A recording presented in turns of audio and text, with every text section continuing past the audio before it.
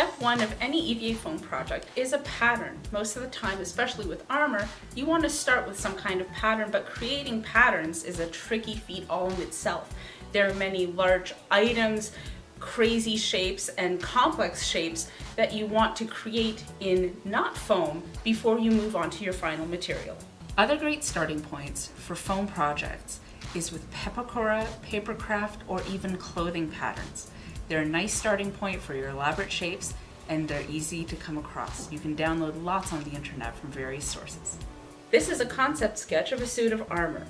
Today we'll be covering complex spalders and pauldrons that feature 2 layers and a big, domey, gravity-defying shape. When it comes to making your patterns, it doesn't have to be expensive or made out of anything crazy or specific. You can use literally anything you have on hand. Bubble wraps, cardboard, fabric that got dirty you don't know what to do with, and tape. And if you're so inclined, I'm a big fan of Glad Press and Seal, which is a semi-tacky food wrap that clings really, really well to most surfaces, but it doesn't actually stick. And bristle board if you happen to have it lying around. When it comes to doing a layered spalder or pauldron, it's important to start with the things that are way underneath the shape because you have to build on top.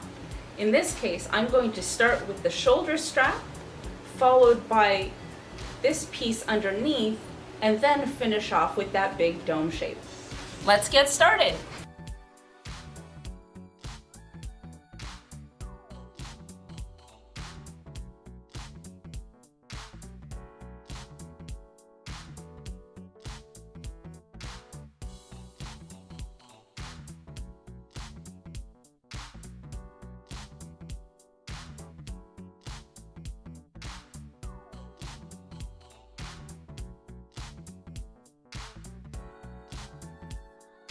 For the piece that sits underneath that big globe part, this part is nice and flat, so bristleboard was a great material. But the top of the shoulder is curved, and I need to capture that shape. Trying to get bristleboard or any stiff material to go around a curved shape is pretty tricky, so I just used bubble wrap, and then I taped and mummified it in packing tape so that I have that dome shape, and I can separate this second part from the shoulder part without it losing its shape. I like to mark the top of my shoulder and the side of the arm all the way down across all of my pieces. That way I know exactly what the middle of my piece is, so that when I put it together, I won't have anything turned too forward or too back, distorting my shape. We're gonna help you tackle these big, globy, hover above your shoulder shapes now. Grab whatever big fluff you have on hand. It can be bunched up t-shirts, pants. Don't worry, none of this stuff is going to be harmed and you're going to get it back. Once we have puffed out our shape, we're going to cover it in a food wrap or a plastic wrap, mummify it in tape, and then remove all that stuffing that you don't need anymore. It's done its job.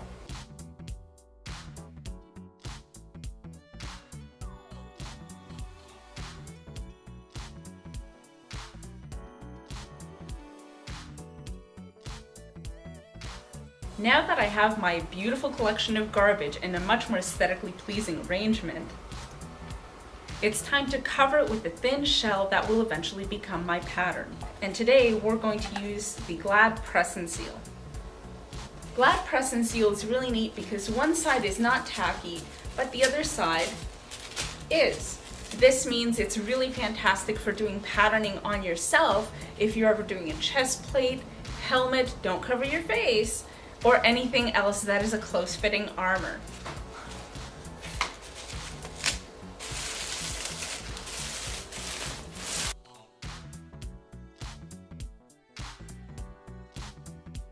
With Glad Press and Seal, it's really great because it tacks onto surfaces just long enough to lift off a pattern without actually sticking and leaving any gooey residue. This means that although it's sticking to this form right now, I need to make sure that it stays in that shell shape. To make sure that happens, I'm going to cover the entire surface with packing tape or whatever tape you happen to have lying around.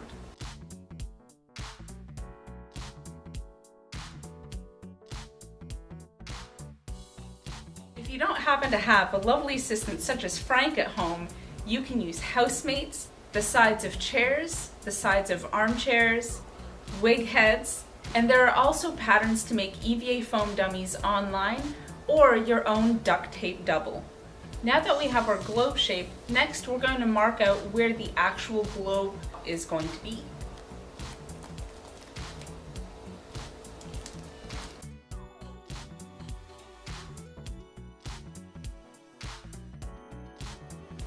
It's important to mark how your pieces fit before you start taking your pattern apart. In this case, we have 3 different pieces that work together. We have our top, our shoulder piece, and our bicep armor. But all of them do intersect at one point. This is just a marking hole and doesn't mean I'm actually going to cut out a hole. It's just a reference point so that when I stack my EVA foam pieces all together, I know where and how the pieces are going to fit. The top layer is marked. Next, I'm going to mark the next layer underneath.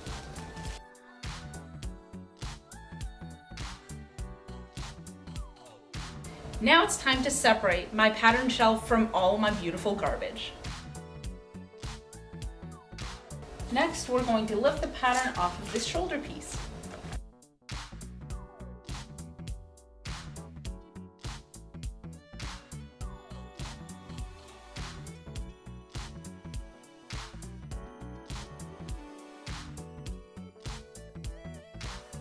This last piece is a nice flat shape and it's the same size that I already wanted in, so I don't need to pull off an additional pattern.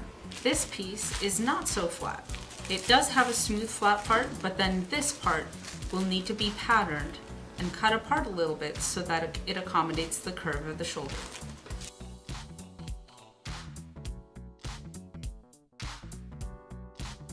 I like to cut away just 1/2 of my piece to get the scrap out of the way.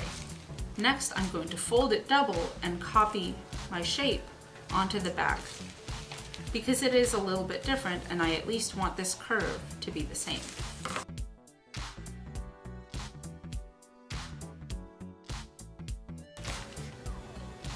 Mark off your front and your back. The next part is to determine where it can stay flat and where it needs to curve. The aim of cutting these seams is to make your pattern piece be perfectly flat. Foam starts off flat, so we need to have a pattern piece that is flat so that we can trace it out and then glue it back together into a curved shape later. Press your pattern piece around to see where you can make areas flat.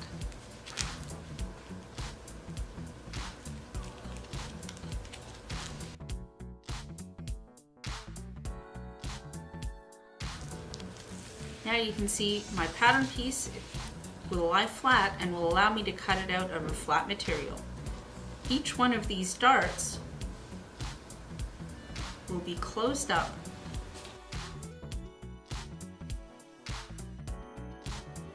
and finally we have our very curved, very round, very complex dome shape for the top of our spalter. Another great thing about this technique is this piece is now completely reversible. This means I can have it for the left side or for the right side, and it doesn't change the shape of the pattern. Now it's time to decide where we want our seams. We can have our seams running lengthwise, like an orange peel, or across. Both of these will give us a round shape, but it depends on how you need the seams to lie and where you need it the absolute smoothest. For the purpose of this demo, we're going to try and keep this center area as smooth as possible, so we're going to do seams going this way instead of crosswise. For this pattern, I'm going to try and keep as wide of a strip of unseamed area because I want to keep this middle area nice and smooth. The way I do that is I smush it until I can see that it's starting to bubble and curve. And I'm just going to mark a few dots with where I start to see the curving.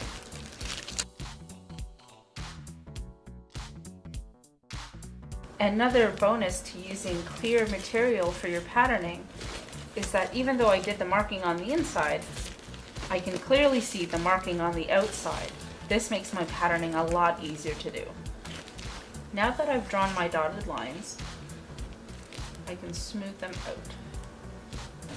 This is where I have one of my seam lines, so I'm going to mark it with match-up marks, also called notches. These are only for matching up and do not get cut out of your foam. Make the notch patterns distinct and try not to make them equal. This will make it a lot easier to match up. Next, we're going to see where this side piece can stay flat and where it needs to start to change into a curve. I like to start at the edge of my piece and scooch my fingers along until I see that it can't be flat anymore.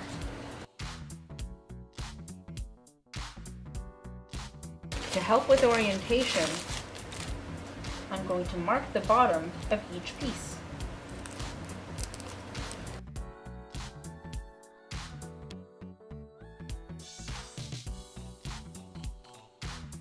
Because our pattern pieces aren't entirely super flat, it's best to trace them onto something like a cardboard, bristboard, or paper, so that when we have our pattern pieces and we're laying them on our foam, that they won't warp, distort, or shift. Make sure to transfer all of your markings onto your pattern piece. Cut out your notch marks ahead of time. This will make marking your pattern on your foam a lot easier because you can just draw right through the little notch.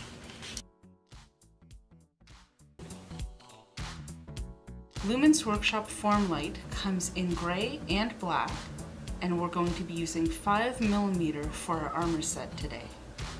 You can use Sharpies or pens to mark on the gray, and there are white Sharpies available to mark on the black.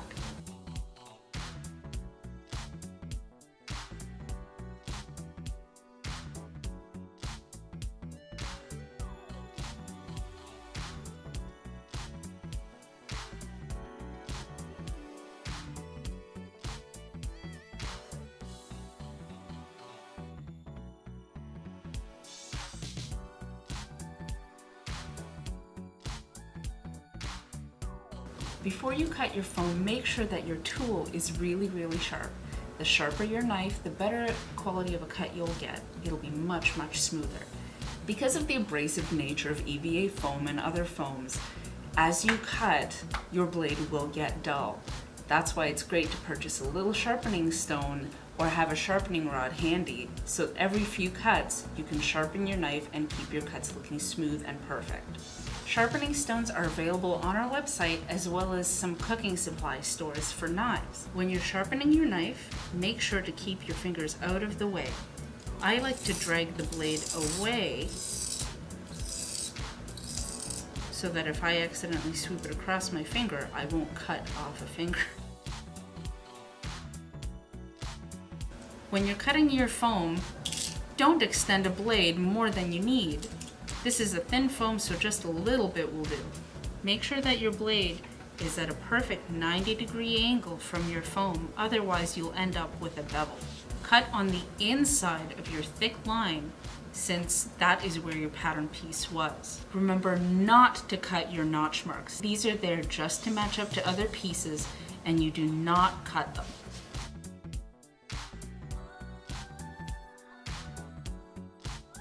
If your blade isn't sharp,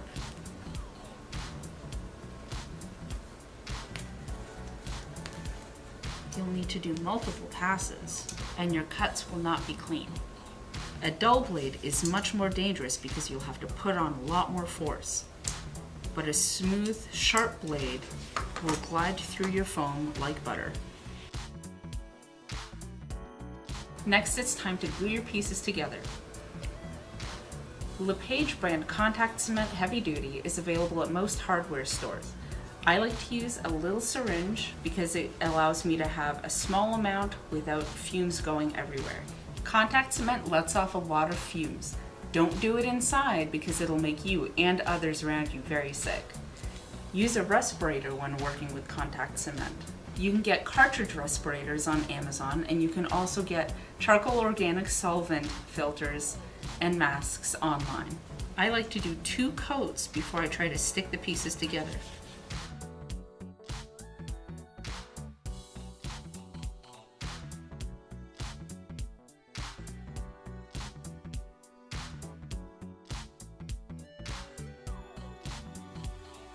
Don't leave your piece too long before you start gluing. I like to feel my thumb along the surface to make sure that the top of it is nice and smooth.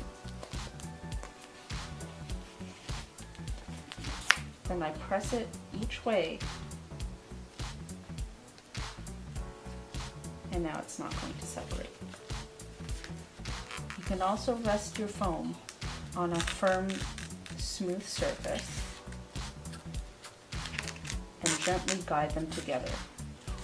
When you're about to match 2 sides that look like they might not fit, you can always tug and stretch your foam into shape and match your end and join your piece.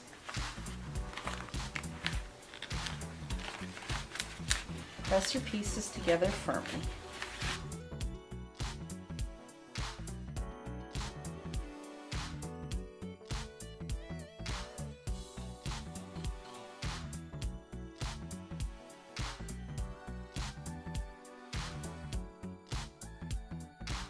If you wait too long, your glue won't be tacky enough, and so it'll separate. Simply press the seam open, apply a very small amount of glue, wipe up any excess, wait for it to dry. Once dry, you can just press the seam together,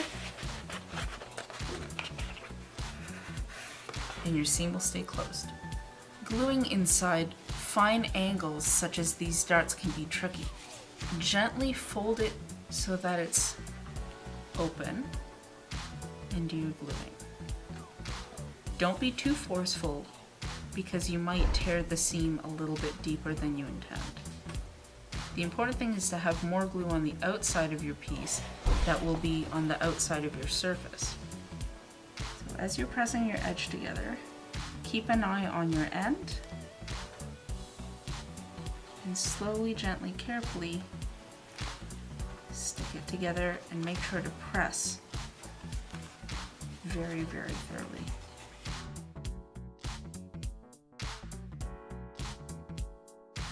Next, we're going to take our spalder and we're going to heat form it so that it's a lot more smooth on the curve. Get something round at home. Beach balls, basketballs, foam head, wig head companions, anything round, even salad bowls that might serve as a good form. The important thing to remember when working with heat is to heat your piece thoroughly, both sides if you can, and that this foam will stay in the shape that it is cooled in. When heating your foam, any heat gun that goes at least 400 degrees will do great. This is a special gun that actually has a temperature readout so that I can know exactly what kind of heat I'm putting onto my pieces. Hair dryers do not get hot enough to affect foam. You'll want something as hot as a heat gun in order to get your foam hot enough.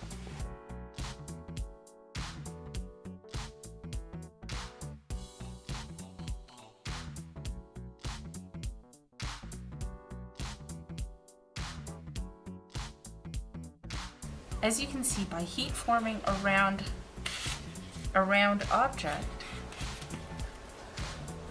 flat surfaces are now a little more curved and our seams are now much more curved and much better blended. Whereas some foams like floor mat and craft foam might be too fragile and might start tearing at the surface when you try to use regular sandpaper by hand on them, Lumen's Workshop high-density Formlite, Hardlite, and Econo foam are designed so that you can use regular sandpaper and you don't need an expensive Dremel or a noisy belt sander to use them. Even when you do your best to glue a perfectly nice seam, sometimes inevitably a little bit of glue gets out of place. Glue spillover is perfectly okay and can be easily cleaned up with either sandpaper, a Dremel tool, or sometimes solvents. I like to use 220 grit sandpaper and just do it by hand. It gives me the most control and ensures that I don't accidentally oversand my seam, thereby creating a gouge that I then have to fill. Solvents are also a possibility, but please be warned that as soon as you have something that dissolves your glue, not only will it dissolve the glue on your surface, but it will start to seep into the glue in your seam itself, and you could possibly dissolve your seam. When I'm sanding with sandpaper, I make sure that my edges are pointed away from my piece so that I don't accidentally gouge a harsh line into my piece.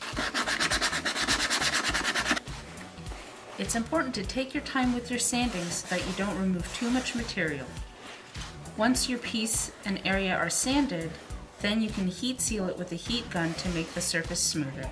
You can also use sandpaper to even out surfaces and seams that didn't quite line up all the way.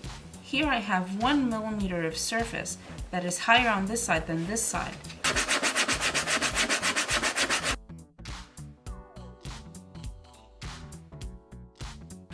When it comes to smoothing out your seams, manual sandpaper is a great way to get lots of control quietly and not a lot of mess.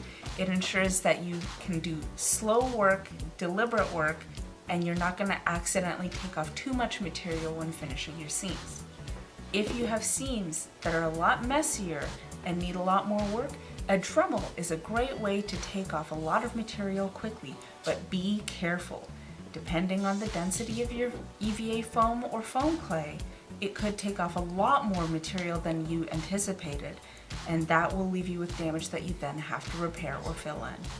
I'm using a stone bit that will help me remove material slowly and polish it with heat a little bit. Because as it spins, it creates a lot of friction and warms things up, it will create a much smoother surface than a sanding drum bit, which will take a lot of material off quickly, but it will leave the surface a lot rougher. Make sure that you put on safety goggles because any little pieces that are flying off are going to be coming fast and furious, and you want to protect your eyes.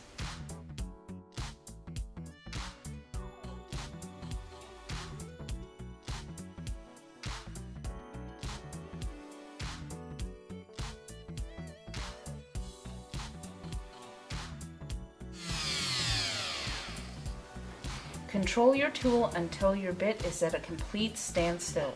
A motorized bit can be very dangerous if it contacts something and it can whip itself across your table, injuring you and your work.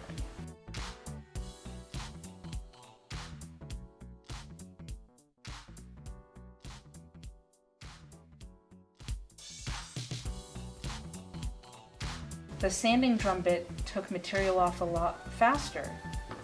It left my surface a lot rougher that I'll then have to manual sand or go over with my smoother stone bit. Sanding drum bits are also harsh at the edge, and it's easy to accidentally gouge a line in your piece if you're not careful. If you have thicker pieces, such with our Lumens Workshop prop blocks, which come as thick as 5 centimeters, using a Dremel that has a very limited head size can be tricky.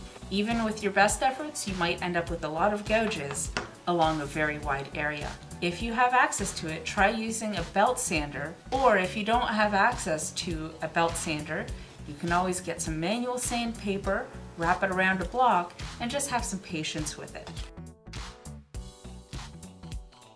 Sometimes your seams aren't perfect. They don't quite line up, or you accidentally get some battle damage. This is where you need to fill some stuff in. If you have a large area, foam clay is awesome for this. Before you start filling in your seam, take a tiny bit of water and work it into your seam so that it's moistened but not wet. Take a small amount of clay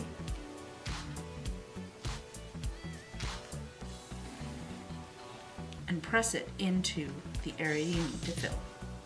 It's always best to overfill by a little tiny bit, because once it dries, you can sand it with just regular sandpaper. This clay has already filled in the seam and is already dry.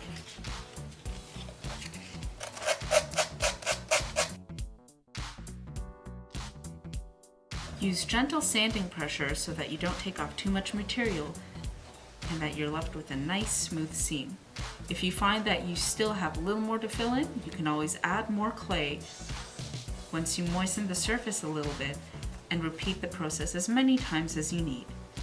If you just have a small seam to cover and you want to end up with a smooth glass-like finish in that area, you can use foam clay, but we recommend DAP Quick Seal, which is a flexible adhesive and caulk.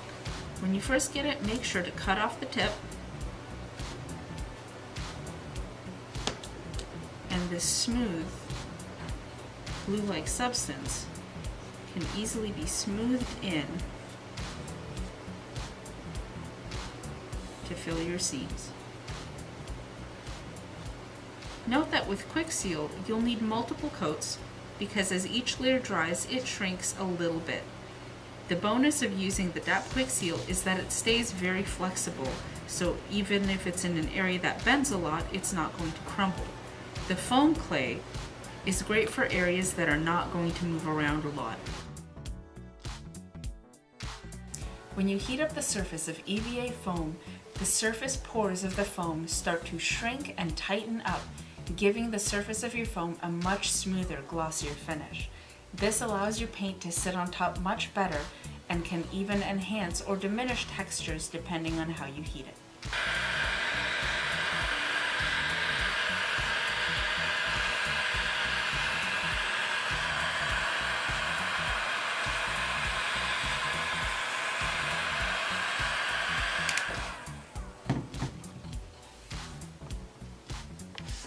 Heat the surface of your foam until it starts to turn glossy. Be careful not to hold your heat too much in one area, otherwise you risk burning your foam.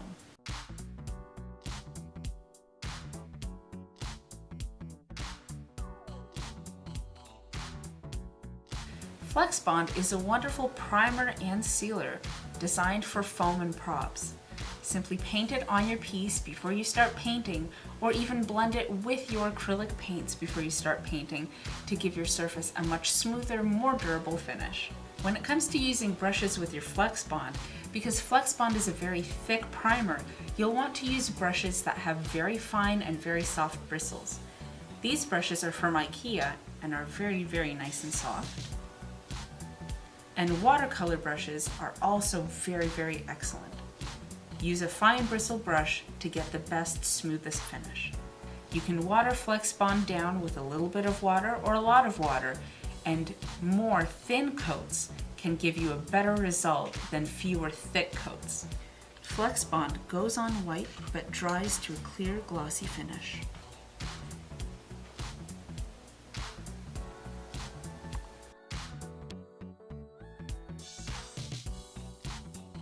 If brush marks are giving you trouble,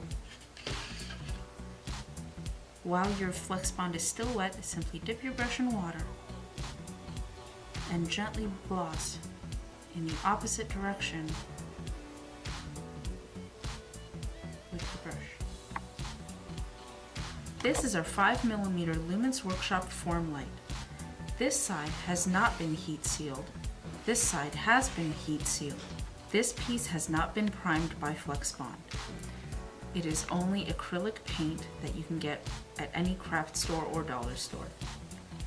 1 coat, 2 coats, 3 coats, 4 coats, and this is 4 coats sealed with FlexBond over top. Now let's flex each of these sections and see how well the acrylic paint puts up with abuse when it hasn't been primed.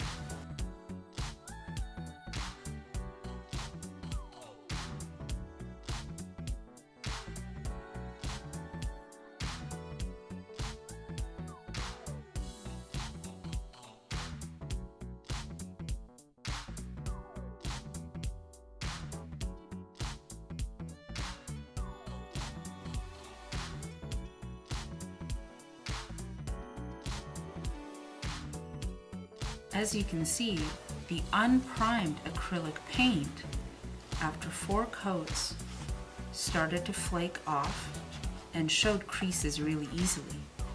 But by sealing the surface with Flex Bond, it seemed to help the durability quite a bit. Although it didn't flake, it did create some wrinkles when it was flexed back and forth. These wrinkles are easily removed by gently heating it with a low temperature hair dryer, not a heat gun. Heating foam that has been painted or sealed with a heat gun will produce air bubbles bubbling up from underneath and stretching out your paint and sealed surfaces. This acrylic paint has been mixed with the Flex Bond, 2 parts paint to 1 part Flex Bond, mixed beforehand before painted on. This side is unheat sealed. This side has been heat sealed. Here we have 1 coat of our mixture, 2, 3, 4, and 5 coats of our mixture.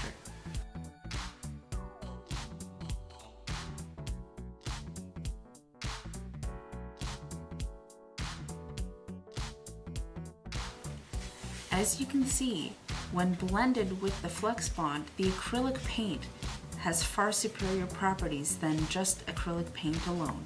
This piece was not primed with Flex Bond at all, and because the Flex Bond is now part of the acrylic paint, you can start painting and priming right away and have the durability of the Flex Bond with your color right away. When it comes to the paints that you choose for your project, if your piece is going to be banged or flexed, your paint needs to have the same properties that it can withstand that. Spray paints, for the most part, are not flexible, and when they are bent, crushed, or flexed, the paint, even with any kind of sealer or primer, will tend to crack. Acrylic paint, by itself, over time does become brittle and also cracks or chips. That's where blending your acrylic paint with Flex Bond will give it the superpowers of lots of flex and durability over time. This piece has been spray painted with no primer underneath with a multi-surface spray paint. This side is raw, and this side has been heat sealed.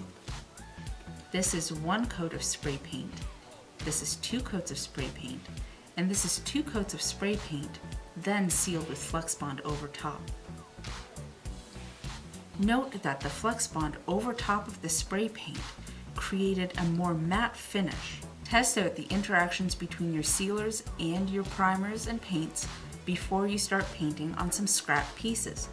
Different formulas of paints interact with each other differently and can create unexpected but sometimes wonderful results. As you can see, between the unheat sealed surface and the heat sealed surface, the unheat sealed surface allowed the paint to seep much more into the foam than the tightened closed pores of the heat sealed surface. Let's flex this piece and see how it puts up with abuse.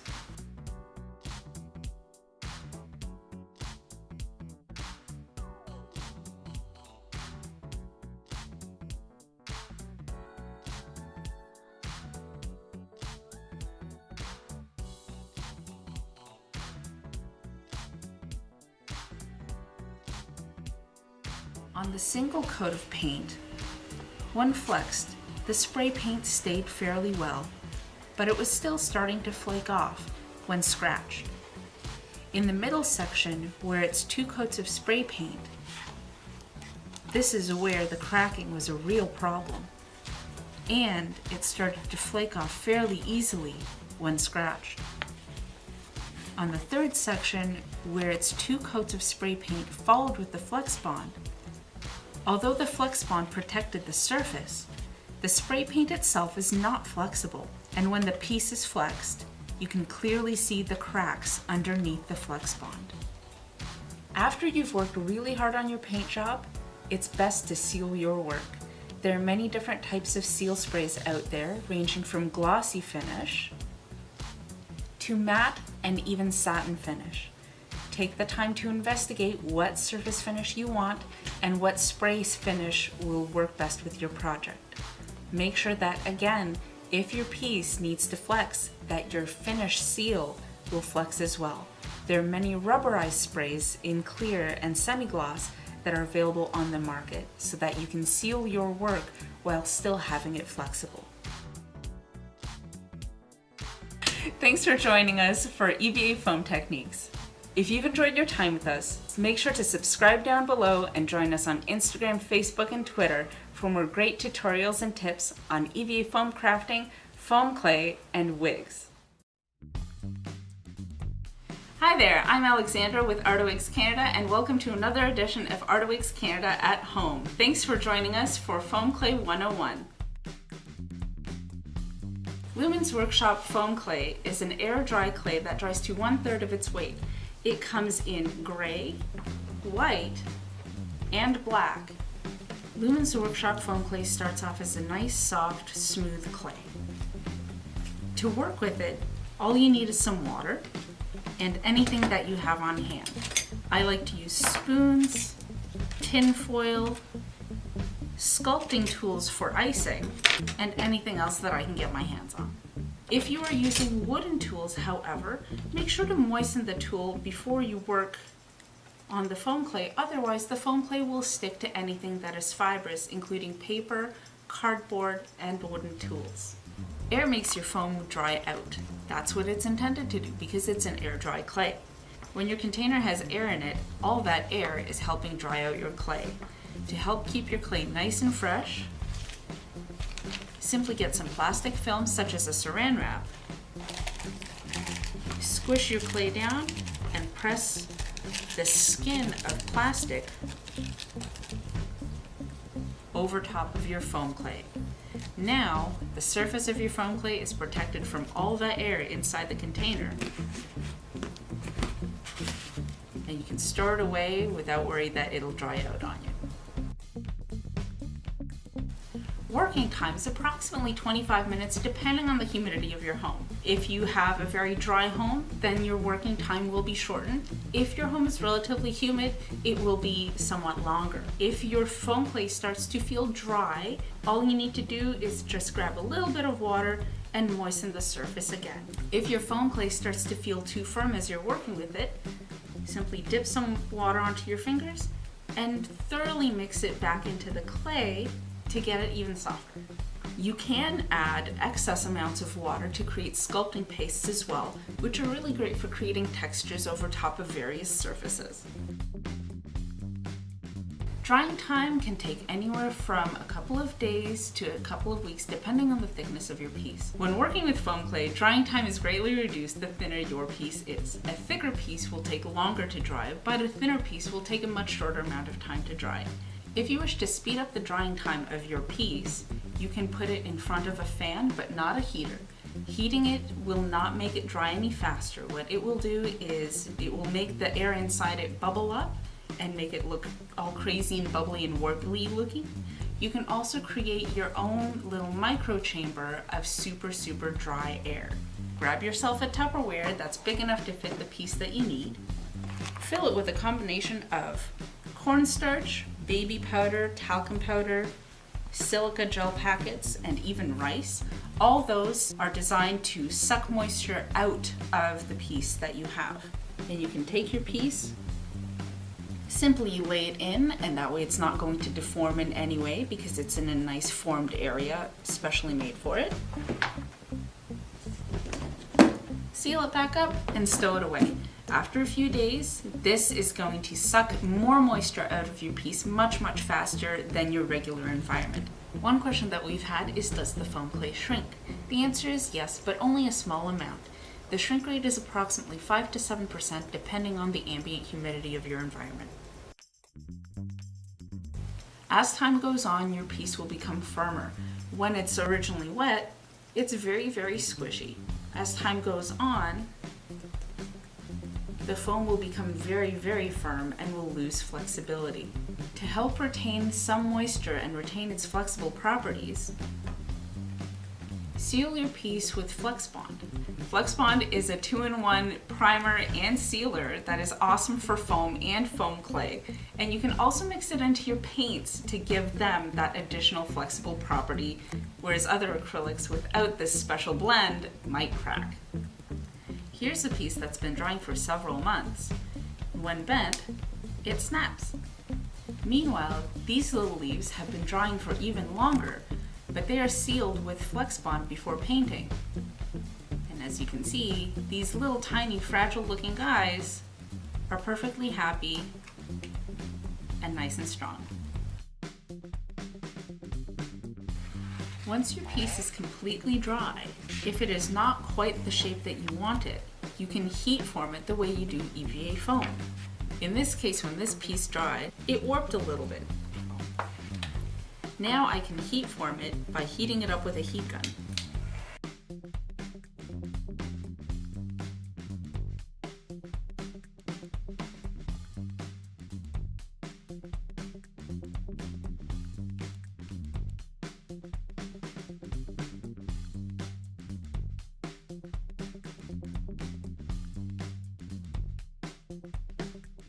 Through the magic of heat, now my piece is much flatter. Unlike EVA foam that tends to shrink and melt when it comes into contact with a high heat, such as a hot wire or a wood burning tool, the foam clay doesn't melt. So something like a wood burning tool or a hot knife used to cut polystyrene foam won't be effective. When you want perfectly clean, crisp edges in a very sculpty shape, they don't always start out that way. This is where some sandpaper is all you need. I like to use 220 grit. Don't use your scissors on sandpaper because it can make them dull.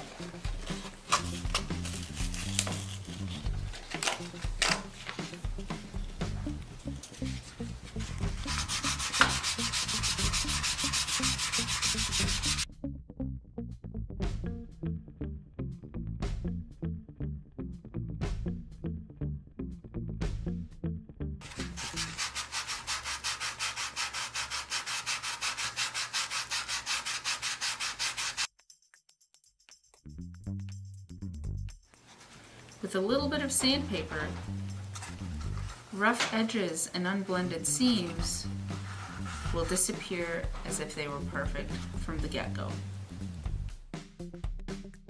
It takes approximately 2 days for the surface to become dry enough for priming and painting, but we recommend giving your piece as long as possible to dry before you start painting it. Sealing your foam clay with a product like Flex Bond or a rubberized spray such as Plastidip protects your piece and makes sure that your surface is ready for painting and that your acrylic paint will stick flawlessly.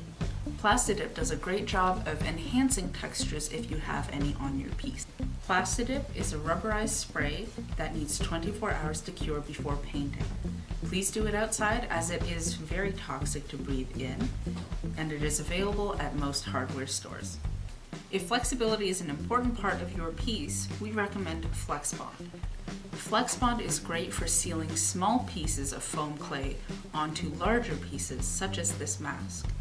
Each one of these pieces was individually sculpted on a flat surface, contact cemented on once they were dry, and then the whole thing is sealed with Flex Bond. This means that the mask can be flexed, but the tiny pieces will not come off.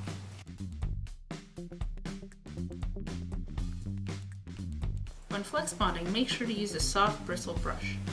If you use a brush with stiff bristles, it'll leave more brush marks.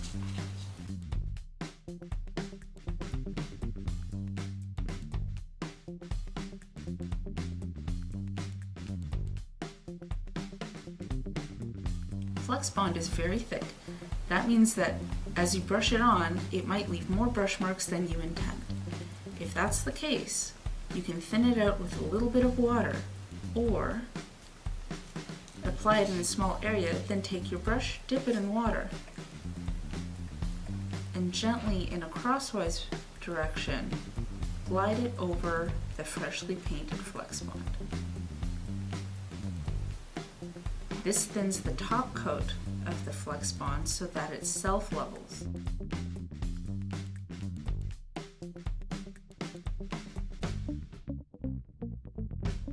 After Flex Bonding, if you still notice some flaws, simply wet your finger. Make sure you don't use too much water because that will actually cause drip marks. And have a sponge readily available so you can sop up any extra water that might be dripping.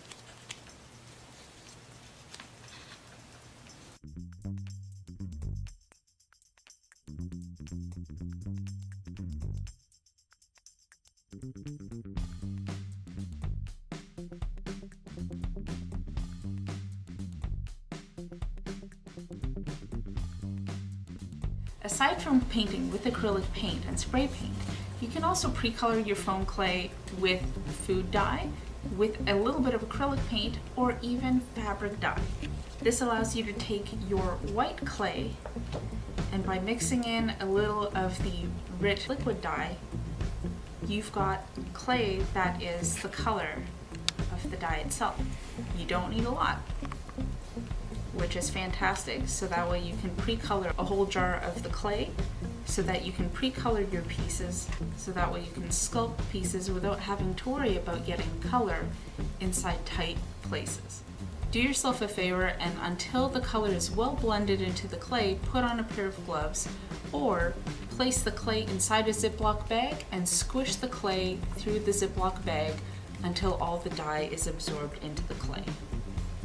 Once the clay is blended with the dye, you can then take it out and handle it without it rubbing off. This clay was colored with acrylic paint by blending it in small sections at a time.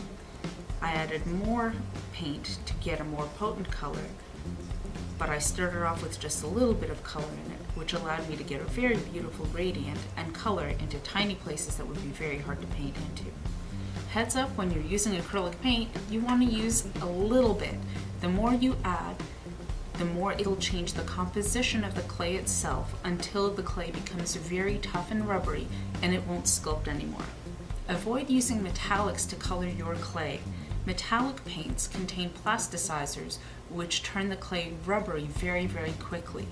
The clay will not become metallic as your paint. Rather, the paint will just get absorbed by the clay and you'll just end up with a hard rubbery mess that is not sculptable. Will it stick? Foam clay can stick to many surfaces, especially if they're porous.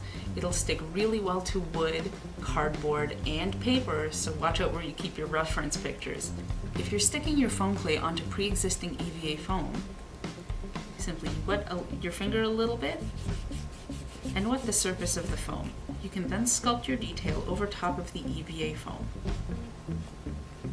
The water is what makes the foam clay stick to the EVA foam.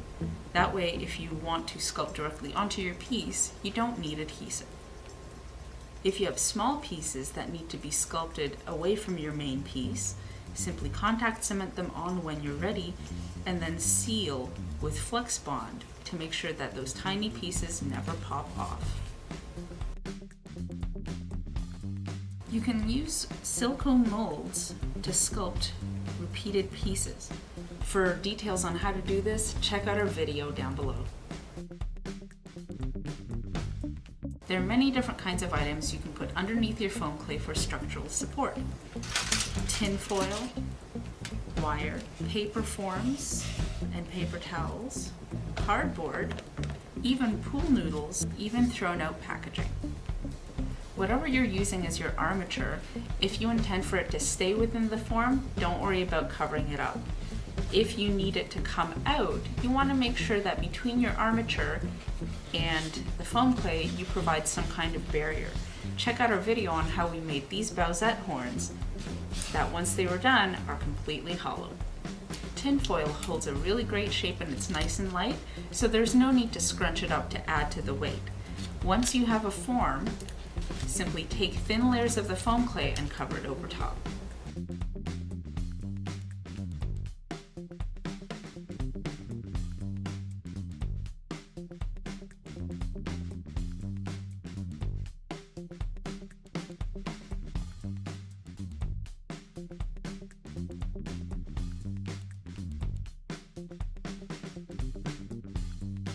For crazy wild shapes that are very organic, you can use spray insulation foam as a great base.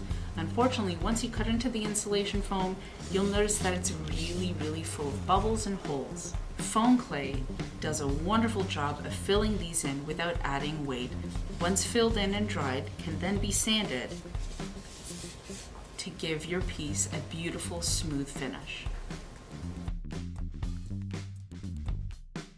One question that we've been asked is, can we use foam clay to create prosthetics?